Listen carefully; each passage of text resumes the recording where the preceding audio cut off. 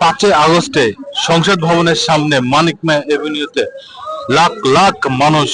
আজকের এই দিনে হাসিনা পালিয়ে চলে গেছে। আজকের এই দিনে নতুন বাংলাদেশ গঠন হয়েছে।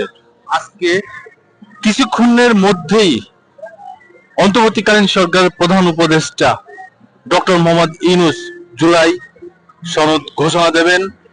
সেই উপলক্ষে এখানে লাখ লাখ মানুষ, হাজার হাজার মানুষ এখানে উপস্থিত। আপনারা দেখছেন কিভাবে লাখ লাখ মানুষ আসতেছে, দলে দলে মানুষ আসতেছে এই জুলাই সনদ দেখার জন্য, শোনার জন্য।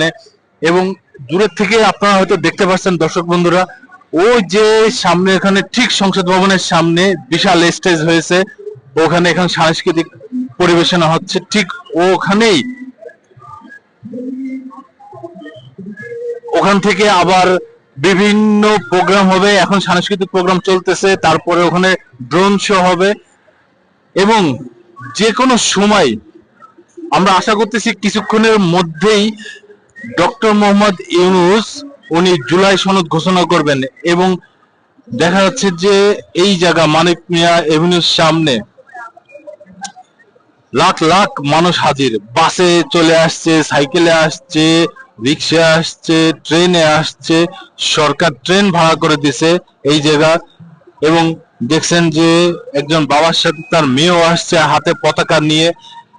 বিভিন্ন জায়গা থেকে, বাংলাদেশের সব ডিস্ট্রিক্ট থেকে এই মানিক মিয়া এভিনিউর সামনে দলে দলে লোক আসতেছে, আপনারা দেখছেন। এবং সামনে বিশাল জনসমাবেশ, সেই জায়গা সাংস্কৃতিক প্রোগ্রাম চলতেছে, আপনারা দেখছেন। আমাদের সাথেই থাকুন।